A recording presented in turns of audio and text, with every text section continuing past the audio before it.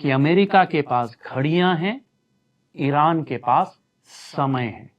जो आने वाला कल है उसकी लड़ाई आप बीते हुए कल के हथियार से नहीं लड़ सकते। बड़ा यूजर है जापान, इंडिया, ये तीन बहुत बड़े। नमस्कार दोस्तों, ईरान, अमेरिका, इजराइल की लड़ाई चल रही है, बाजार गिर रहे हैं और दुनिया में एक अनसर्टेनिटी आ गई है कि ये लड़ाई लंबी चलेगी, जल्दी खत्म होगी। और भारत के लिए, हमारे देश के लिए इसमें काफ़ी दिक्कतें हो रही हैं, हमें दिख भी रहा है। और अगर ये लड़ाई लंबी चली तो भारत के लिए दिक्कतें बढ़ सकती हैं, शॉर्ट टर्म और लॉन्ग टर्म। और ये जो वीडियो है, मैंने काफ़ी अध्ययन किया है खुद समझने के लिए कि जब लड़ाइयाँ होती हैं, क्यों होती हैं, कितनी लंबी चलती हैं, कोई भी अगर हारता है कब सरेंडर करता है। 1971 में पाकिस्तान ने कब सरेंडर किया था, जापान ने कब सरेंडर किया था। ये जितना अध्ययन मैंने किया है, जितनी एनालिसिस करी है, अगर मुझे एक पंक्ति में, संक्षिप्त में आपको ये वीडियो बताना हो, वो पंक्ति यही होगी। मैं वापस दोहराता हूं, अमेरिका के पास घड़ियां हैं, ईरान के पास समय है। और इसका एक और अनुवाद अगर आप समझें, पूरी दुनिया के पास घड़ियां हैं, लेकिन पूरी दुनिया के पास अभी समय भी नहीं है। सब घड़ियां देख रहे हैं कब खत्म होगी। इस वीडियो को मैंने काफी भागों में बांटा है, लेकिन शुरू के करने के पहले, चूंकि आप जानते हैं कि जब भी मैं कहीं खो जाता हूं या खोना चाहता हूं, किताबें पढ़ता हूं। When you're lost, read a book. When you want to get lost, read a book. When you come back, write one. सो ये वीडियो वापस आने के बाद एक किताब लिखने जैसा ही है कि जितनी अध्ययन करी है, ये जितने नोट्स बनाए हैं, इसी पे अपने लिए ही कुछ सीखा हूं तो समझने की कोशिश करी है, जो किताबें पढ़ने लायक है। सबसे पहले चाणक्य, कमाल की किताब है। ये साफ कहते हैं कि किसी भी जगह को अगर एक राजा को कैप्चर करना है, आप सिर्फ लड़ाई बमबारी से उस जगह को कैप्चर नहीं कर सकते। और चाणक्य ने 3 तरीके बताए हैं अगर कैप्चर करना भी है, कैसे करते हैं। गजब की किताब है। दूसरी किताब है guns, germs and steel, Jared diamond. ये प्योरली भूगोल पे है और भूगोल से दुनिया का नक्शा कैसे बना, बंदूकों का क्या इस्तेमाल हुआ, germs, steel technology and so on. बहुत अच्छी किताब है। तीसरी किताब, ये मैंने पहले भी इसकी चर्चा करी है, मैकियावेलियंस, द डिफेंडर्स ऑफ फ्रीडम। ये किताब से एक ही चीज समझ में आया है कि जो भी राजा होता है ना, जो लीडर होता है या राजनीतिज्ञ होता है, अल्टीमेटली उसको सिर्फ कुर्सी चाहिए, उसको सिर्फ पावर चाहिए। चूंकि चाइना, रशिया, भारत सब इन्वॉल्व हैं, अमेरिका तो है ही। एक किताब है चाइना वन, किशोर मानुबानी की, ये मैंने पहले भी इसकी चर्चा करी है। तो ये कुछ किताबें हैं जो वाकई पढ़ने लायक हैं। एक कहावत है, you cannot fight tomorrow's war with yesterday's weapons. जो आने वाला कल है उसकी लड़ाई आप बीते हुए कल के हथियार से नहीं लड़ सकते। कल की लड़ाई नए हथियारों से होगी। जो ये लड़ाई हो रही है, अगर मैं इस लड़ाई को ब्रह्मा विष्णु महेश के कर्व में डालूं, आप समझिए, एक होती थी पुरानी लड़ाई, एक है नई लड़ाई।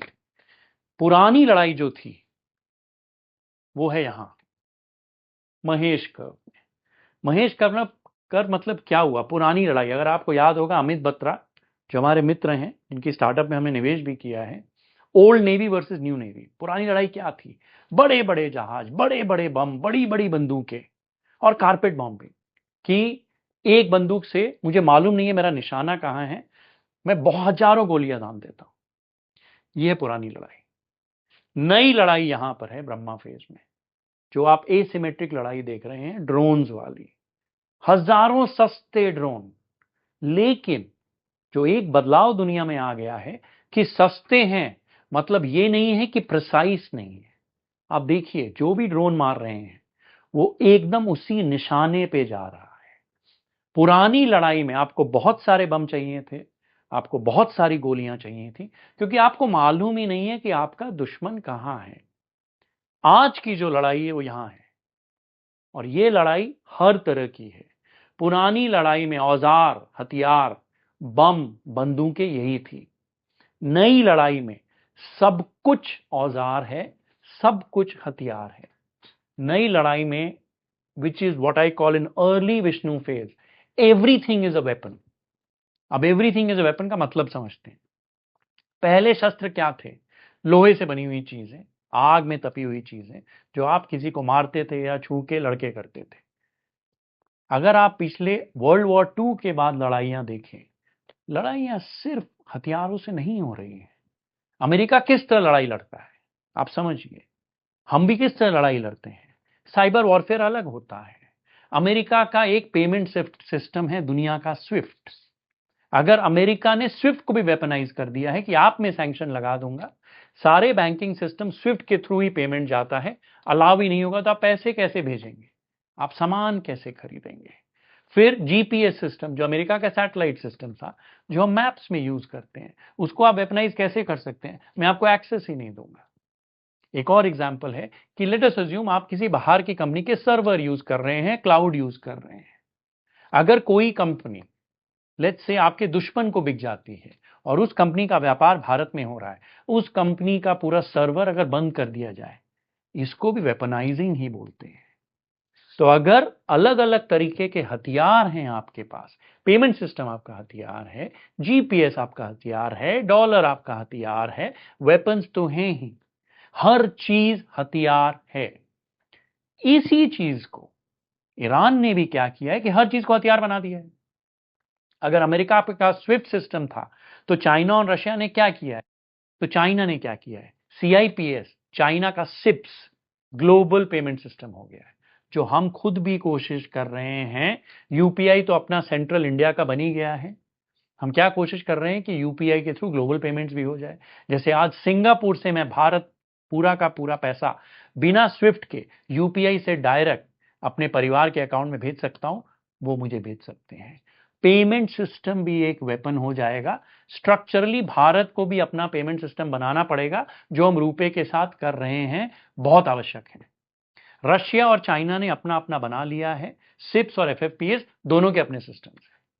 फिर आप जीपीएस देखिए, सब कह रहे हैं कि रशिया और चाइना ईरान को अपना इंटेलिजेंस दे रहे हैं, ये दे रहे हैं, वो दे रहे हैं। दुनिया का सबसे पहले जीपीएस अमेरिका का था। जीपीएस चाइना ने अपनी सैटेलाइट से पूरी दुनिया में बीदाऊ बना लिया है। रशिया का ग्लोनास पहले से है। बीदाऊ का एक और फायदा है कि आप टू वे मैसेजिंग कर सकते हैं, जो पूरी एनक्रिप्टेड है। तो जो जो शस्त्र अमेरिका ने बनाए थे, जो कि प्योर वेपन नहीं है इन द ट्रेडिशनल सेंस, वो आप देख रहे हैं कि पूरी दुनिया भी बना रही है। भारत को भी बनाना पड़ेगा। अगले 10 से 15 साल में हमारा खुद का नेविगेशन सिस्टम, हमारी खुद की पेमेंट गेटवे सिस्टम्स दुनिया भर में चाहिए। इस लड़ाई से वो भी समझ में आ गया है कि उसकी हमें कितनी जरूरत है। सो दूसरी चीज है, हर कुछ शस्त्र है। हमारे पुराने जमाने में हम कहते थे ना, अस्त्र और शस्त्र। शस्त्र वो चीजें होती हैं जो आपको छू के मार के, जो भी मेरा अनुवाद है। अस्त्र वो चीजें होती हैं, ब्रह्मास्त्र, जो आप स्मृति से, मेमोरी से उसको लेके आते थे।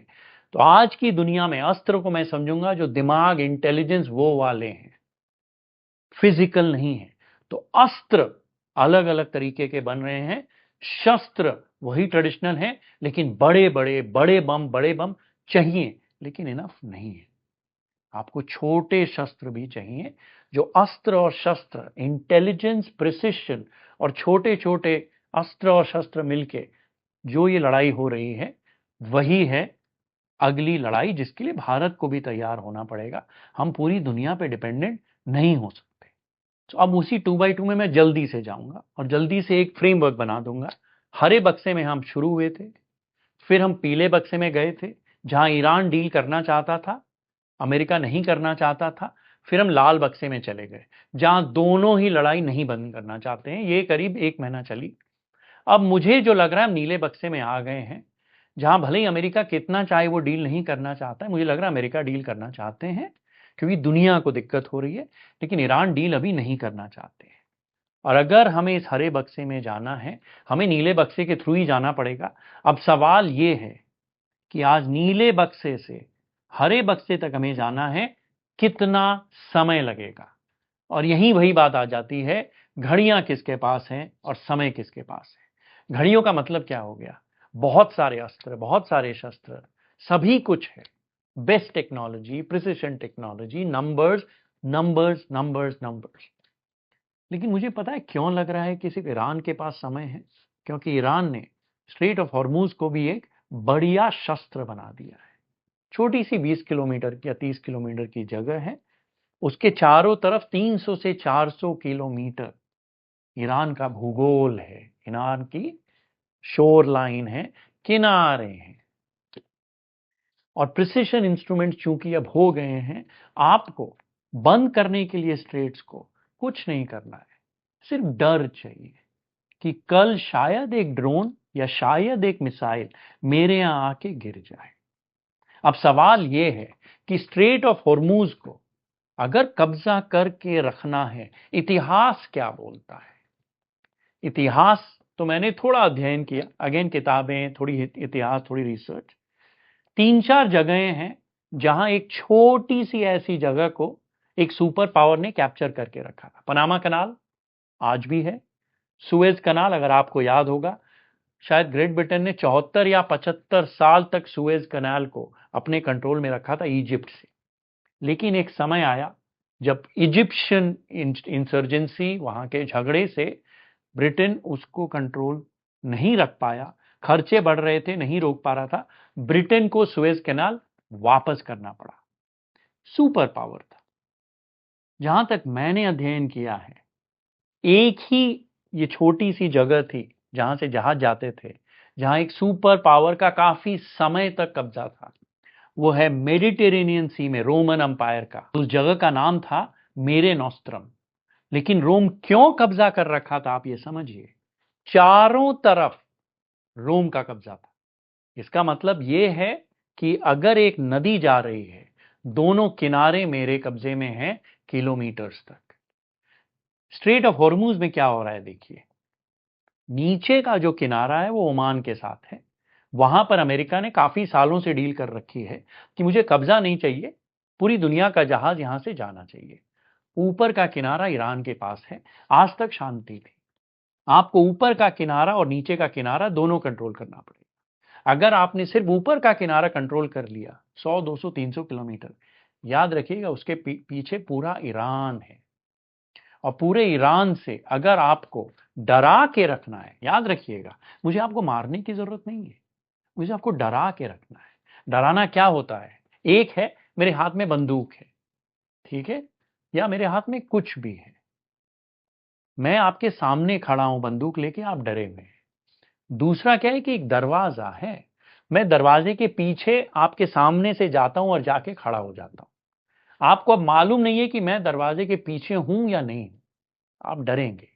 और अब अगर आप जहाज के ओनर हैं, जिसको एक कंपनी इंश्योरेंस कर रखी है, अब उसको भी मालूम है कि दरवाजे के पीछे कोई हो भी सकता है या नहीं भी हो सकता है। डर सबसे मुश्किल चीज होती है इन सब चीजों में। इंश्योरेंस प्रीमियम भरते हैं, कोई भी कैप्टन है शिप का, वो ज्यादा पैसे मांगेगा कि मैं अपनी जान जोखिम में क्यों डालूं।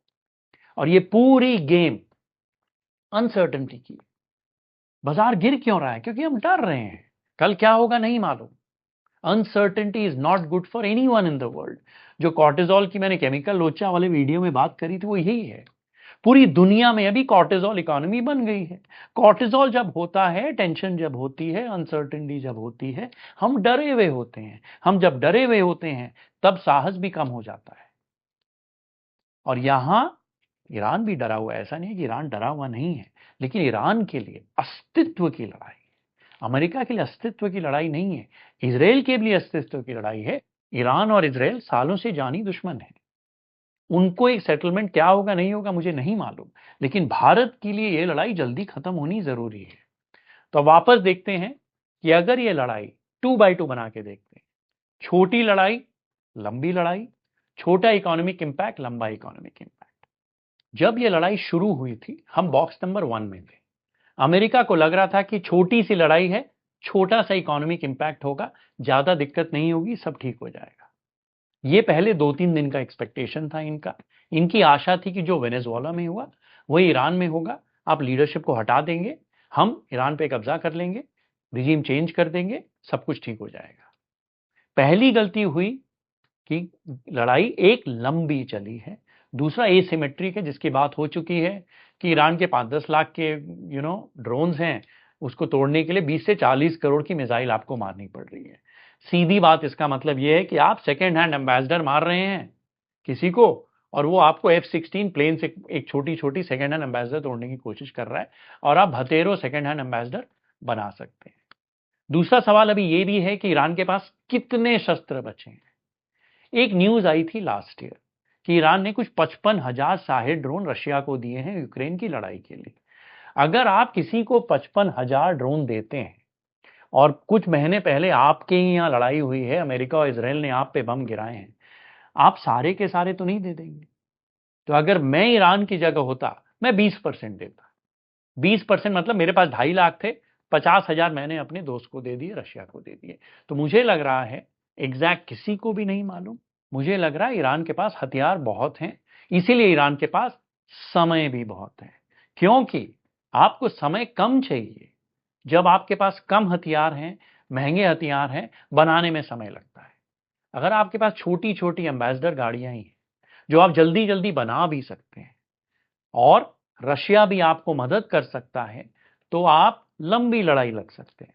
अब सवाल आता है कि ये लड़ाई लंबी कैसे और क्यों चल सकती है।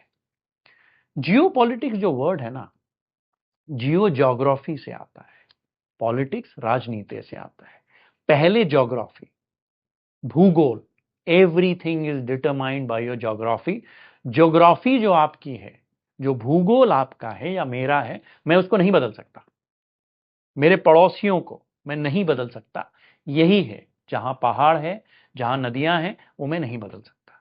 और जितनी राजनीति बनी है 100, 200, 500, 1000 साल पहले, अगर आप ये दोनों किताबें, गन्स, जर्म्स और स्टील, और स्पेशली कौटिल्य, 3-4 हजार साल पहले आप अमेरिका और रशिया की लड़ाई होती नहीं, बहुत दूर थे, 5-5, 6-6 हजार किलोमीटर का समंदर था दोनों के बीच में। लड़ाइयां सिर्फ पड़ोसियों के बीच में होती थी, जो आपके पास में था, जो आपसे ईर्ष्या करता था या आप उससे ईर्ष्या करते थे और आपके पास में था। That is geography. उसका भूगोल समझना, किला कहाँ है, मोट्स कहाँ है, नदी कहाँ है, कहाँ से अटैक करूंगा, रात को या सुबह। फिर राजनीति बनती थी, फिर स्पाइंग और सारी चीजें बनती थी। जियो पॉलिटिक्स, सिर्फ भूगोल देखते हैं इस लड़ाई का, जिसकी चर्चा मैं पहले कर चुका हूं। जल्दी से वही फिगर दिखाता हूं। ईरान और इजराइल करीब 1400 किलोमीटर दूर हैं, बॉम्बे से दिल्ली, या बॉम्बे दिल्ली से पुणे जितनी दूर। इजराइल की साइज मिजोरम जितनी बड़ी है, ईरान की साइज आधे भारत जितनी बड़ी है। साइज में भी फर्क है। फाइनली अगर आप कैस्पियन समंदर, कैस्पियन सी देखें, जो रशिया और ईरान के बीच में है, और यहां दो बंदरगाह हैं। दो बंदरगाह कौन से हैं? रशिया में अस्त्रहान, ईरान में अंजाली। इस बंदरगाह से आप खुद ही न्यूज पढ़ सकते हैं, पिछले 4 साल में कितने जहाज आराम से ऊपर नीचे जा रहे हैं। और बाय द वे, ये जो रूट है, ये जो रास्ता है, हमारे लिए भी बहुत जरूरी है। रशिया से आज के दिन जो हमारा सामान आ रहा है, बहुत दूर से आ रहा है। वो पूरा ग्रेट ब्रिटेन से होते हुए दूर से मैं आपको मैप में दिखा दूंगा।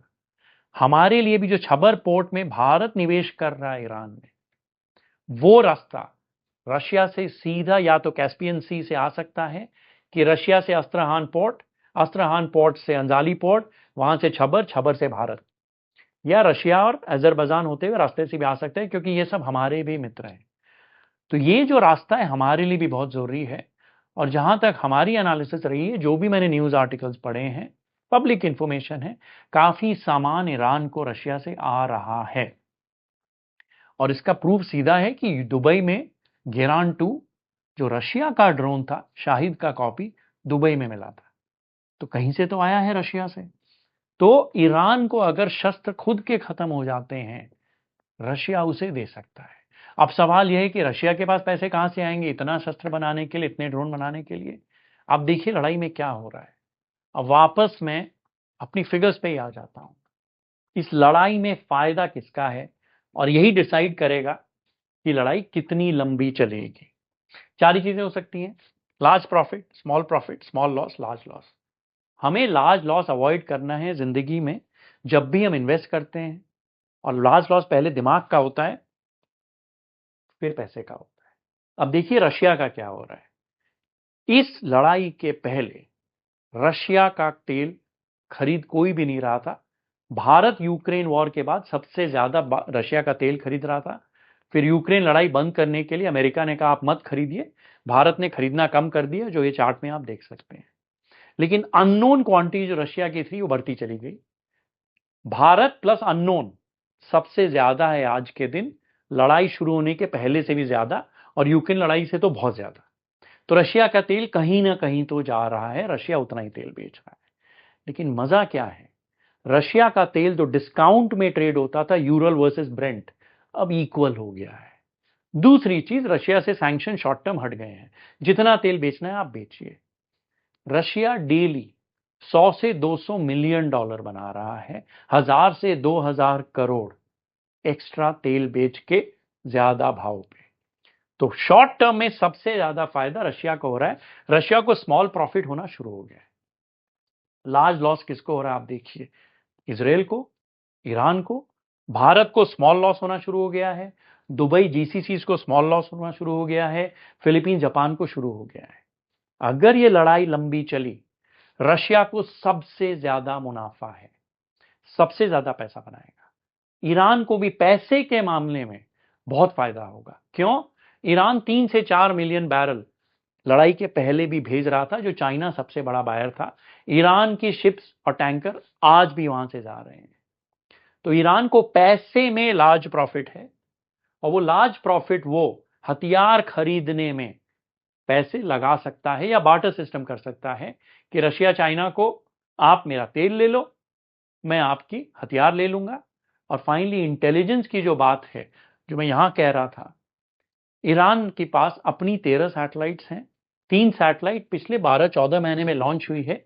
एक तो जॉइंट वेंचर है शायद रशिया, चाइना और ईरान का, जो बीदाऊ नेविगेशन सिस्टम में ही बेस्ड है। तो ईरान के पास आप देखिए समय बहुत है, हथियार देखने के लिए रशिया है। लेकिन इसमें हमें यह समझना है कि अगर ये लंबी लड़ाई चल सकती है तो कितनी लंबी चलेगी।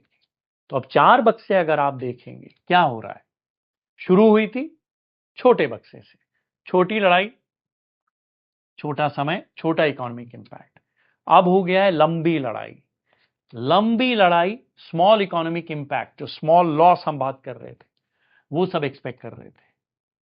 लेकिन सबसे मुश्किल क्या है ना, अगर लंबी लड़ाई और लंबा इकोनॉमिक इंपैक्ट हुआ, किस पे होगा, इस बॉक्स की चर्चा यहां से हमने कर ली है। दूसरी चीज जो लड़ाई में होती है ना, वो ये भी होती है कि कौन कितना दर्द दे सकता है, कौन कितना दर्द ले सकता है। Ability to give pain and take pain, ये भी इंपॉर्टेंट है किसी भी लड़ाई के लिए।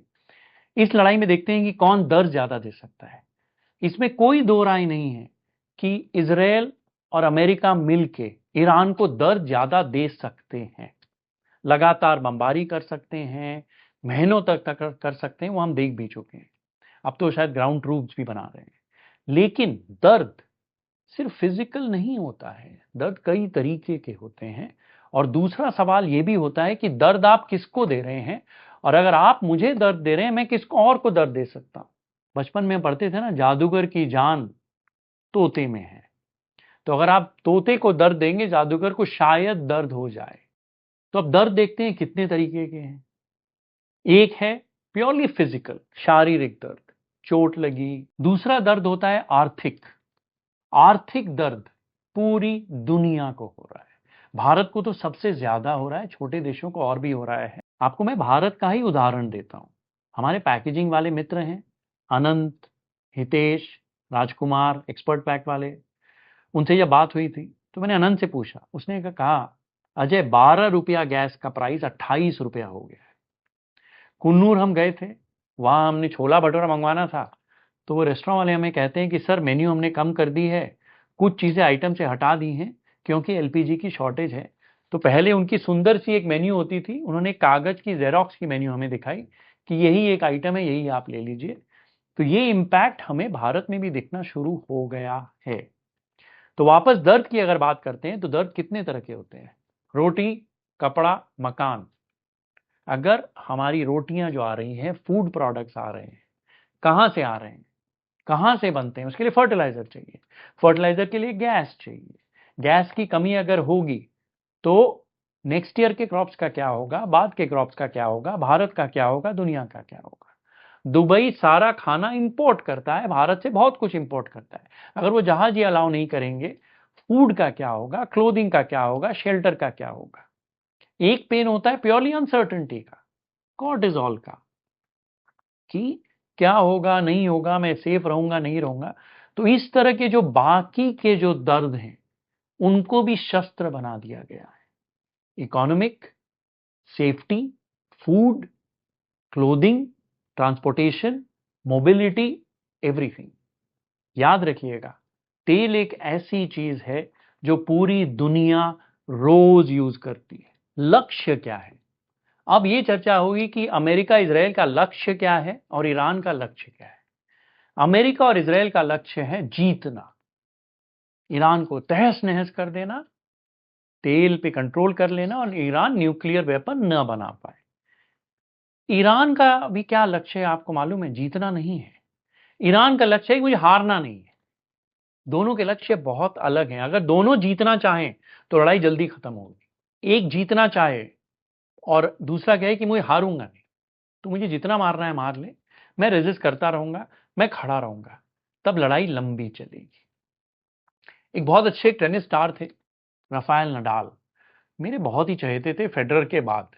फेडरर और नडाल का मैच होता तो मैं फेडरर को प्रेफर करता था, लेकिन नडाल किसी और से खेल रहे हैं तो मैं नडाल को प्रेफर करता था। छोटी बेटिया का नाम भी राफा रखा था, राफा पे, क्योंकि वो फाइटर है। राफा का मजा क्या था मालूम है आपको? हर बार जब भी आप उससे खेलेंगे, आप कहीं भी बॉल मार दीजिए, वो आपसे एक एक्स्ट्रा शॉट खिलवाएगा। वो कभी गिव अप नहीं मारेगा, वापस करता रहेगा, आप कितना ही लहूलुहान कर दीजिए उसे।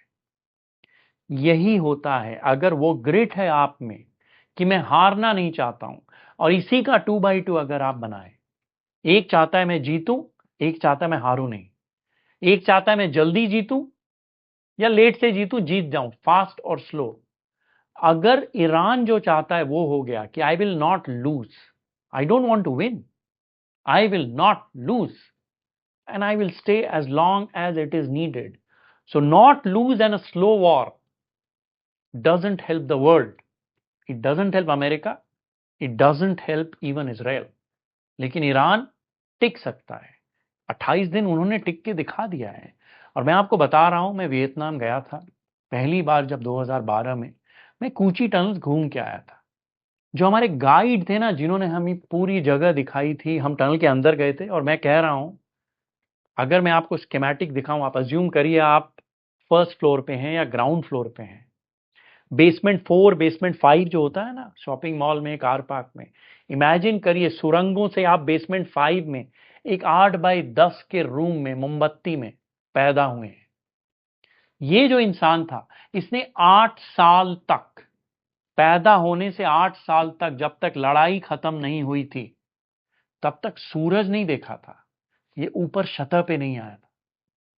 पूरा 8 साल पहला जिंदगी का इसने यहां बिताया था।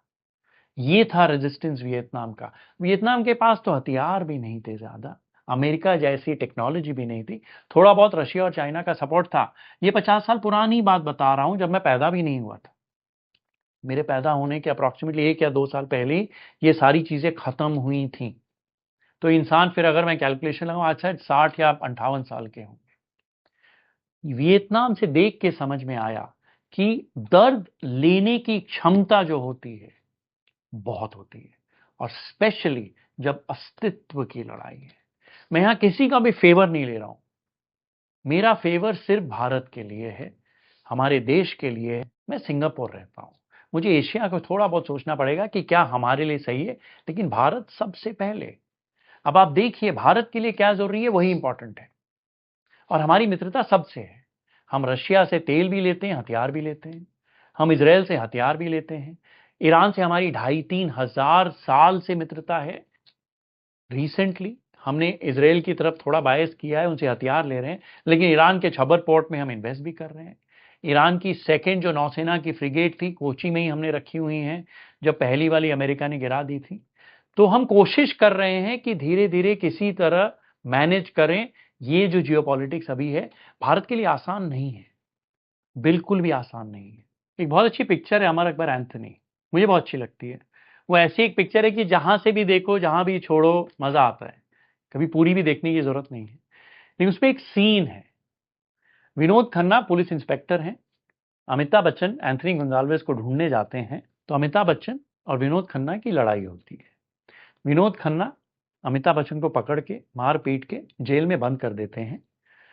उसके बाद एक बहुत गजब का डायलॉग है, जेल की सलाखों के पीछे से अमिताभ बच्चन कहते हैं कि इंस्पेक्टर साहब आपने मेरे को बहुत मारा, लेकिन मैंने आपको 2 मारा, लेकिन सॉलिड मारा ना। ईरान की स्ट्रैटेजी यही वाली हो गई है, मैंने आपको 2 ही मारना है लेकिन सॉलिड मारना है, और मारना भी नहीं है, आपको डरा के रखना है कि शायद मैं मार दूंगा। इसलिए ये स्ट्रेट ऑफ हॉर्मूज को पकड़ के रखना, कब्जा करके रखना मुझे लगता है मुश्किल होगा, क्योंकि 2 मारने की औकात ईरान की परपेचुअली रहेगी। क्योंकि 9 करोड़ की जनसंख्या है, बहुत बड़ा देश है। पीछे आपको भूगोल में मैंने दिखाई दिया है कि रशिया है और चाइना भी है। चाइना को क्या फायदा होता है इससे, ये किताब अगर आप पढ़ेंगे समझ में आ जाएगा कि चाइना की एक स्ट्रैटेजी है जो बिना हथियार के, बिना लड़ाई के ही लड़ाई कैसे जीती जा सकती है। भारत की भी यही पॉलिसी रही है। हमारा एक देश है, हमने किसी को हमारी सभ्यता में कभी भी कोई हमला नहीं किया है। लेकिन अगर आपने धुरंधर देखी हो तो बहुत अच्छा डायलॉग है ना, घायल हो इसलिए घातक हो। घायल इजराइल भी है, घायल ईरान भी है, इसलिए दोनों ही घातक हैं। और जितना आप घायल करेंगे ये उतना ही घातक होंगे, ये याद रखिएगा। इसीलिए अगर आपका ध्येय ये हो जाता है कि मुझे लंबी लड़ाई लड़नी है, कितना घातक करोगे, और मेरे को जीतना ही नहीं है मुझे, लेकिन मैं हारूंगा नहीं, और हारूंगा नहीं मतलब लड़ता रहूंगा। और कब तक कोई संघर्ष कर सकता है, इसकी भी मैंने एक अध्ययन किया। जब अध्ययन किया तो देखा कि यार सरेंडर कोई कब करता है। जितनी लड़ाइयां आप देखिए, world war 2, world war 1, India Pakistan 1971, and specially most important episode अगर आप देखेंगे वो है जापान 1945।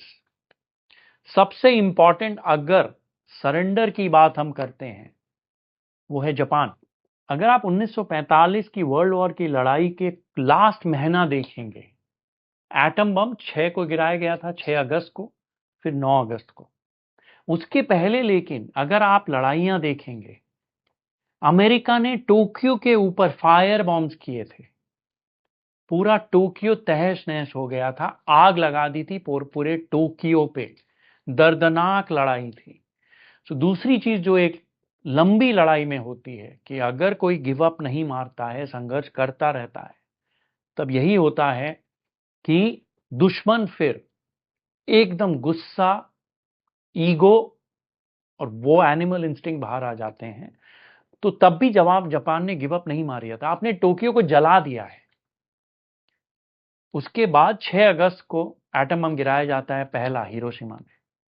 जापान फिर भी गिव अप नहीं मारता है, जापान ने सरेंडर नहीं किया था, ये सोचने की बात है। तब एक वोट भी हुई थी, जो 6 लोग एम्परर राजा को रिपोर्ट करते थे, उन्होंने कहा था नहीं करना है, नहीं करना है। आपको मालूम है जापान ने कब फाइनली सरेंडर किया? 8 अगस्त को रशियन आर्मी जापान पहुंच जाती है, शायद ओकिनावा। तब इनको पहली बार डर लगता है कि दुश्मन अब मेरे देश में आ गया है, कल टोक्यो तक पहुंच जाएगा, हिरोशिमा पहुंच जाएगा। तो पहली बार जब इन लोग डरे थे 8 अगस्त को था, तब जो 6 लोग थे कमिटी में, 3 ने बोला सरेंडर करो, 3 ने बोला मत करो। फिर 9 अगस्त को जब दूसरा बम गिरता है, तब राजा एम्परर ने कास्टिंग वोट डाली थी कि सरेंडर करना पड़ेगा। 9 अगस्त तक भी जापान तैयार नहीं था। टोक्यो तहस नहस हो चुका है, 2 बम गिर चुके हैं और रशिया हमारे देश के अंदर पहुंच चुका है पूरी आर्मी लेके। सरेंडर इंसान तब करता है जब कोई रास्ता नहीं बचता है। मुझे नहीं लगता ईरान का वो आज स्टेटस है, और मुझे नहीं लगता है कि महीने, 2 महीने, 3 महीने में ईरान वहां पहुंचेगा। तो ये जो एक्सपेक्टेशन है कि अब हम जल्दी से लड़ाई खत्म कर देंगे, 1 महीने, 2 महीने, 3 महीने में शायद न हो। और अगर आप बैकवर्डेशन देखें, और अगर आप सिर्फ तेल का बैकवर्डेशन देखें, तेल के बैकवर्डेशन जो ट्रेड है कि आज क्या भाव है, 12 महीना बाद क्या भाव है, 9 महीना बाद फ्यूचर्स में क्या भाव है, बाजार प्राइस कर रहा है कि 3 महीना तो मिनिमम चलेगी। और आप अगर बेटिंग मार्केट देखें, चूंकि हम एनालिस्ट हैं, हम मैनेजर्स हैं, ये भी देखते हैं कि शर्तें कहाँ लग रही हैं। बहुत बड़ा बाजार है, वहां भी एक्सपेक्टेशन है कि 70 से 80% प्रोबेबिलिटी लोग कह रहे हैं कि जून के बाद। तो दर्द लेना और दर्द देना, ये अगर डिटर्मिनेंट हैं तो ईरान दर्द लंबा ले सकता है। 8 साल तक, 1980 से 1988 तक जब ईरान इराक की लड़ाई हुई थी, ईरान ने वो दर्द लिया था। उस समय तो ईरान को आपने एकदम अलग कर दिया था दुनिया से। आपको अचंबा होगा, 1980 से 88 की ईरान इराक की जो लड़ाई हुई थी, रशिया ने ईरान का साथ नहीं दिया था, इराक का साथ दिया। अमेरिका ने भी इराक का साथ दिया था। 8 साल तक ईरान ने इराक के साथ लड़ाई करी थी, जब उसके पास बाहर के हथियार नहीं थे, तकनीक नहीं थी, खुद लड़ा था। तो अगर 8 साल तक इराक से वो लड़ा है बाहर के सपोर्ट के साथ, तो अभी तो 1 महीना हुआ है, अभी तो उसके पास चाइना का भी सपोर्ट है, रशिया का भी सपोर्ट है। तो ये जो लड़ाई हो रही है ना, मुझे क्या लग रहा है, एक लंबी लड़ाई की एक छोटा सा अंश है। और जो लंबी लड़ाई है ना, ये है चाइना और अमेरिका के बीच में, और रशिया, ये जो गुट है वर्सेस अमेरिका। ये स्ट्रक्चरल लड़ाई है, चाहे वो टैरिफ की है, चाहे वो ऊर्जा की है, चाहे वो एनर्जी की है, चाहे वो वेपन्स की है, चाहे वो पैसे की है, सुपर पावर की है। ये लड़ाई के दो जो सूत्रधार आज हैं, ये प्रॉक्सी वॉर्स है। अमेरिका डायरेक्टली सपोर्ट कर रहा है इसराइल को, चाइना और रशिया कोवर्टली कर रहे हैं, टेक्नोलॉजी देके, हथियार देके, सैटेलाइट देके। लेकिन लड़ाई ये ऊपर वाली चल रही है और ये चलती रहेगी। दिक्कत एक हमारे लिए क्या हो जाती है कि लंबी लड़ाई हमारे लिए अच्छी नहीं है। क्यों? ऊर्जा, energy is the most important determinant. आज ये हमें समझ में आ गया है। हमारी दिक्कत क्या है ना, कि हमारी मोस्ट ऊर्जा बाहर से आती है। एलपीजी गैस बाहर से आती है, तेल बाहर से आता है। चाइना ने क्या किया है देखिए, पिछले 10 से 20 सालों में 85% ऊर्जा चाइना अपना सेल्फ सफिशिएंट हो गया है। Wind, solar, nuclear. अभी भी तेल लेता है, लेकिन चाइना ने दूसरी चीज क्या करी, पिछले 12 महीने में 200 दिन का तेल रख लिया है। हमारे पास शायद 15-20 दिन का है। तो अगर ऊर्जा पे हम बाहर पे डिपेंडेंट हैं, और दूसरी चीज जो हो रही है कि एआई अगर दुनिया बदल रहा है, अगर इंटेलिजेंस ही जीतने का एक तरीका है, और अगर मस्तिष्क की लड़ाई हो रही है, एआई की लड़ाई हुई है, एआई को ऊर्जा चाहिए, टोकन बनाने के लिए पावर चाहिए। सीधी सी बात है। जितने आप सस्ते और ज्यादा टोकन बनाएंगे, उतना आप बेटर एनालिसिस कर पाएंगे, उतनी रिसर्च कर पाएंगे, उतने इंटेलिजेंट रोबोट बना पाएंगे, उतने इंटेलिजेंट एआई सिस्टम बना पाएंगे। Cheap and abundant token needs cheap and abundant energy. सस्ता बहुत सारा टोकन आपको बनाना है, सस्ती बहुत सारी ऊर्जा चाहिए।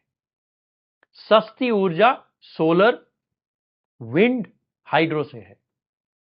पुरानी चीजों की ऊर्जा, पुरानी चीज है मतलब कोयला, तेल, गैस जो जमीन के नीचे है, उससे ऊर्जा बनाना महंगा पड़ता है। चाइना ने करके दिखा दिया है। जो बाहर की नेचुरल चीजों की ऊर्जा है, सूरज की रोशनी रोज आती है, हवा रोज चलती है, पानी रोज आता है, इसकी ऊर्जा सस्ती होती है, अबंडेंट होती है। तो इसमें आपको किसी पे डिपेंड नहीं करना है। तो भारत ने जो पिछले 10-15 साल से किया है, वो एक्सेलरेट करना पड़ेगा, कोई दो राय इसमें है ही नहीं। लेकिन चाइना वो कर चुका है। अमेरिका ऊर्जा सफिशिएंट है, उसके पास तेल भी है, गैस भी है, इसलिए उसने न्यूक्लियर नहीं लगाया, कोयले के प्लांट नहीं लगाए। लेकिन अगर एआई की लड़ाई हो रही है, अमेरिका को भी ये करना पड़ेगा, बहुत जरूरी हो जाता है। क्योंकि कोयले की ऊर्जा, तेल की ऊर्जा, गैस की ऊर्जा महंगी है, और आप इंपोर्ट करते हैं तो अनसर्टेन भी हो जाती है। तो अगर लंबी जो स्ट्रक्चरल लड़ाई ऊर्जा की शुरू हो रही है वो एआई के कारण शुरू हुई है, ये राजनीति है। जियो पॉलिटिक्स इज भूगोल एंड राजनीति, जियोग्राफी एंड पॉलिटिक्स। और एक मुझे जो लगता है, कई बार मैं इसके बारे में सोचता हूं कि राजनीति आपकी है कि आपको 20 साल में तेल सफिशिएंट करना है या 20 साल में ईरान को न्यूट्रलाइज करना है, जो भी करना है। लड़ाई का काम क्या होता है ना, लंबी राजनीति की जो आउटकम है उसको आप जल्दी अचीव करना चाहते हैं। जियो politics is a long game, war is a short game. War लंबा नहीं होना चाहिए। जो आप राजनीति से 10-20 साल में अचीव करना चाहते हैं, लड़ाई में आप कोशिश करते हैं महीने भर में कर दूं, इसलिए लड़ाई होती है। लड़ाई लंबी नहीं खींचने के लिए होती है, राजनीति लंबी होती है। भूगोल तो परमानेंट है, तो भूगोल परमानेंट, राजनीति लंबी, लड़ाई छोटी। अगर आप लड़ाई बड़ी कर देंगे तो बहुत दिक्कत होगी। ईरान वही कर रहा है क्योंकि भूगोल ईरान के पक्ष में है और राजनीति में पीछे से रशिया और चाइना है। यहां इजराइल के पीछे राजनीति में पीछे अमेरिका का सुपर पावर है। जो circle of concern, circle of control और सर्कल ऑफ एक्शन, तीन जो सर्कल की मैंने एक बार एक वीडियो में बात करी थी, हमारे सर्कल ऑफ कंसर्न में ये है कि ये जो लड़ाई हमारे लिए अच्छी नहीं है। हमारे सर्कल ऑफ कंट्रोल में क्या था कि मित्रों के साथ क्या करना, और सर्कल ऑफ एक्शन था कि चीजें ले आओ। लेकिन प्राइस क्या होगी गैस की और तेल की, हमारे हाथ में है ही नहीं। और अगर तेल 50 से $100 ज्यादा रहा वर्सेस जो था, एवरी $10 एक्स्ट्रा तेल इज $15 बिलियन हमारे ऊपर एक्स्ट्रा खर्चा। अगर $50 एक्स्ट्रा रहता है तो हमारा $75 बिलियन एक्स्ट्रा खर्चा हो जाएगा, 1.5 से 2% ऑफ जीडीपी। हमारी डिफेंस बजट $100 बिलियन की है, करीब 100-125 बिलियन। तो अगर आपको डिफेंस में खर्चा करना है, आपको तेल सस्ता चाहिए। लेकिन अगर आपका तेल का भी बजट 100 बिलियन हो जाता है या 150 बिलियन हो जाता है, कहीं से तो आपको खींचना पड़ेगा, नहीं तो आपकी डेफिसिट बढ़ेगी, खर्चे बढ़ेंगे and so on. So Bharat के लिए ये लंबी लड़ाई बहुत मुश्किल है, there is no two ways. और जो सेकेंड ऑर्डर डेरिवेटिव्स इफेक्ट्स हैं, जैसे मैंने अभी आपको एग्जांपल दिया हमारे मित्र की, जो 12 रुपए की गैस 28 रुपए हो गई है, रेस्टोरेंट्स में मेन्यू कम कर रहे हैं। अगर मिडिल ईस्ट से गैस कतर से नहीं आएगी तो टाइल्स नहीं बन सकती, टाइल्स नहीं बन सकती तो नए होटल नहीं बन सकते, नई ब्रांचेस नहीं खुल सकती, नए शोरूम नहीं खुल सकते। तो सेकेंड ऑर्डर डेरिवेटिव है कि बहुत सारे हैं जिसकी मैं बात भी नहीं करूंगा। सारे प्रोडक्ट, चाहे वो पेंट का हो, पिगमेंट्स हो, बहुत सारी चीजें हो, केमिकल्स हो, पेट्रोलियम से आते हैं।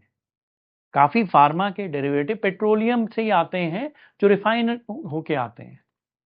तो अगर आपका आटा ही नहीं आएगा तो आप रोटी कैसे बनाएंगे? आप रोटी नहीं बना सकते तो एग रोल कैसे बनाएंगे?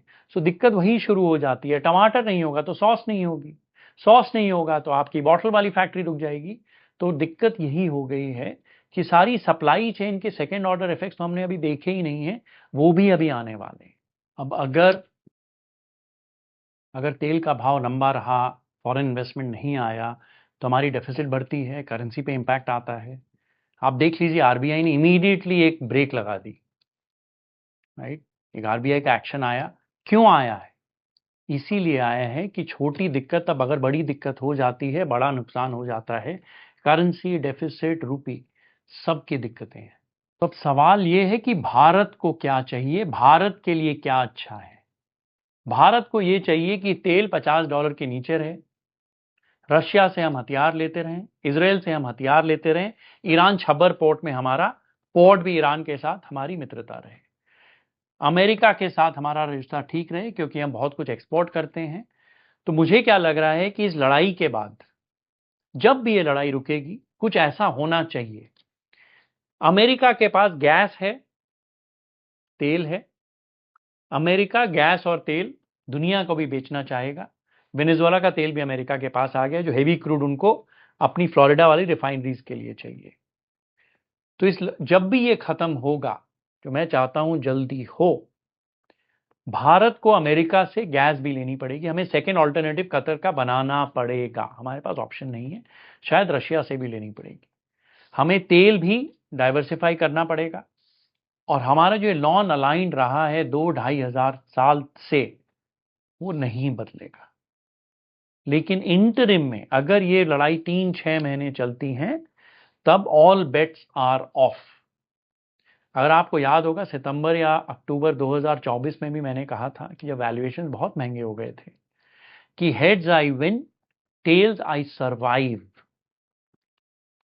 ये सिर्फ टेल्स है, अभी मुझे सिर्फ जिंदा रहना है।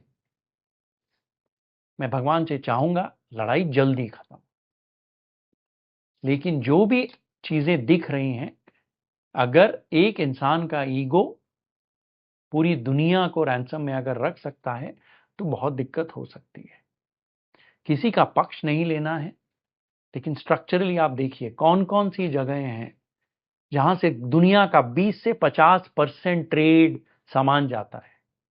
Suez canal, Panama canal, straight of Hormuz, straight of Malacca, जो यहां से करीब 15-20 किलोमीटर पे ही है। स्ट्रेट ऑफ मलाक्का से चाइना का सारा तेल जाता है। दुनिया का 30 से 40% ट्रेड सिंगापुर और मलेशिया के बीच से जाता है। छोटी सी स्ट्रेट है। तो अगर ये अमेरिका और चाइना की 100 साल का राजनीति जियोपॉलिटिक्स चल रहा है, सुपर पावर, ऊर्जा, एआई, इंटेलिजेंस, सप्लाई चेन, सब कुछ लेके, तो ये जितने चोक पॉइंट्स हैं दुनिया के, Panama canal, Suez canal, straight of Hormuz और स्ट्रेट ऑफ मलाक्का, सारे इंपॉर्टेंट हो जाते हैं। इसीलिए अमेरिका का एक बड़ा एयरफोर्स बेस सिंगापुर में भी है। इसीलिए बहुत जरूरी है इन सारी जगहों को प्रोटेक्ट करके रखना। एक और चीज जो मुझे लग रहा है जो बदलेगी अगले 10 से 15 साल में, वो ये है कि सारी की सारी कंपनियां एक नए शिपिंग रूट्स बनाएंगी जो बहुत लंबे होंगे, जो इनसे जाएंगे ही नहीं। एक सवाल जो स्ट्रैटेजिक हो जाता है कि न्यूक्लियर वेपन चाहिए या नहीं चाहिए आज की दुनिया में। जो बमबारी पिछले साल अमेरिका ने करी थी, बड़े बड़े बम उन्होंने ईरान पे गिराए थे।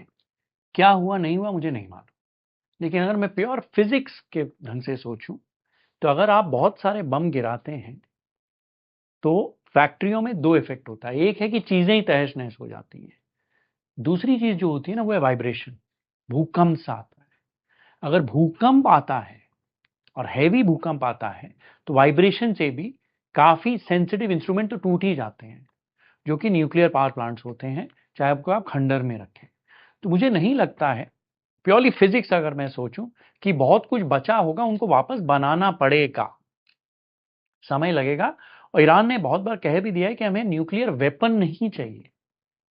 और इसीलिए जब वो नेगोशिएट कर रहे थे, वो कह भी रहे थे कि 60% हमारा 450 किलो है, आप ले लीजिए। लेकिन अगर दुनिया में आपको अर्ली ब्रह्मा या अर्ली विष्णु जैसे हथियार मिल गए हैं, आपको तकनीकें मिल गई हैं, प्रिसिशन टेक्नोलॉजीज कमोडिटाइज हो गई हैं, और आपको अब समझ में आ गया है कि मुझे अब हाथी भेजने की जरूरत नहीं है, मैं छोटे मच्छर भेज सकता हूं, तो शायद अब न्यूक्लियर वेपन की जरूरत ही ना हो दुनिया में। क्योंकि ये बहुत क्लियर है कि अगर nuclear weapon, atom bomb use होता है, तो दुनिया ही इस बार तहस नहस हो जाएगी, ईरान भी फिर रुकेगा नहीं। तो इंपॉर्टेंस ऑफ न्यूक्लियर वेपन मुझे लग रहा है इसके बाद कम ही हो जाएगा। क्यों? कि आपके पास बैलिस्टिक मिसाइल टेक्नोलॉजी है, आप यहां से 3-4 हजार किलोमीटर कहीं भी मिसाइल भेज सकते हैं। आप छोटे छोटे मच्छर ड्रोन के कहीं भी भेज सकते हैं, एकदम प्रिसिशन से। अगर आप एक तस्वीर देखें, जो सऊदी के एयरपोर्ट में अमेरिका की एक हवाई जहाज होती है, जिसके हवाई जहाज की पूंछ पे, टेल पे एक रडार होता है। ये जो स्ट्राइक करी है ईरान ने, उस हवाई जहाज की पूंछ को ही तोड़ा है। ये नहीं कि पायलट की कॉकपिट को तोड़ा, सीधी पूंछ पे ही प्रिसिशन इंस्ट्रूमेंट गिरा है। तो अगर प्रिसिशन इतना, तकनीक इतनी बेहतर हो गई है कि मैं सुई ढूंढ लूं एक जंगल में, सो टू से, तब क्या न्यूक्लियर वेपन की आपको जरूरत है? शायद नहीं है। अभी आपको बहुत सारे अलग अलग तरीके के अस्त्र और शस्त्र चाहिए। वो क्या है? तेल अस्त्र है और शस्त्र बन गया है। स्ट्रेट ऑफ हॉर्मूज शस्त्र बन गया है। पेमेंट सिस्टम शस्त्र बन गया है। कैस्पियन सी भूगोल शस्त्र बन गया है। सब कुछ मिलजुल के एक देश का जियोपॉलिटिकल पावर हाउस बनता है, वही भारत का है, वही चाइना का है, वही रशिया का है, वही ईरान बना रहा है। तो शायद न्यूक्लियर वेपन की जरूरत नहीं हो अगले 50-100 सालों में। एक और समानता जो भारत में और अमेरिका में है, जो ईरान अलग है, वो क्या है आप देखिए।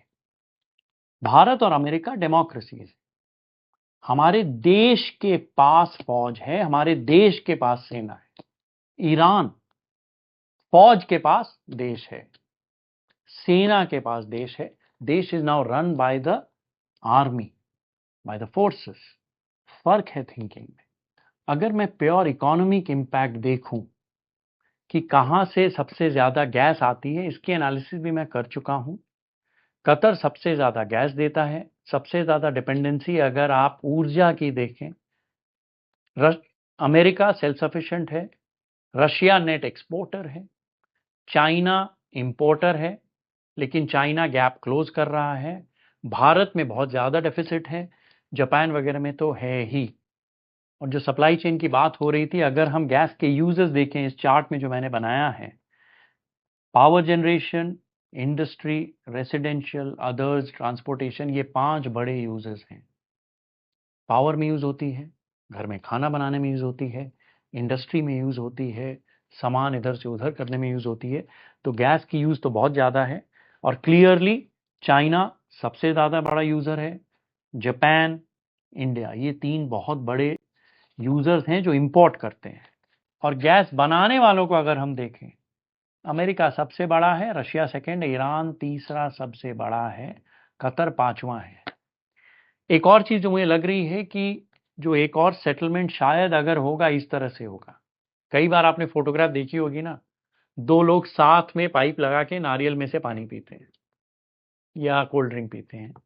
ये जो गैस बेसिन है ना, जो ईरान और कतर शेयर करते हैं, इसमें दोनों की पाइप्स लगी हुई।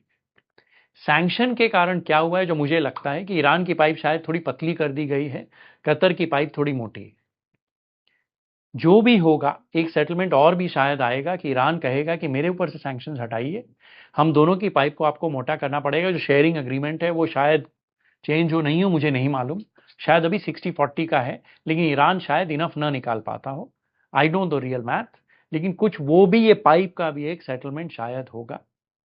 दूसरी चीज जो ईरान ने शुरू कर दी है, करीब $2 मिलियन, 18 करोड़ रुपया पर शिप या पर टैंकर उसने चार्ज करना शुरू कर दिया है कि आपको लेके जाना है, आप ले जाइए, मुझे एक टोल दे दीजिए।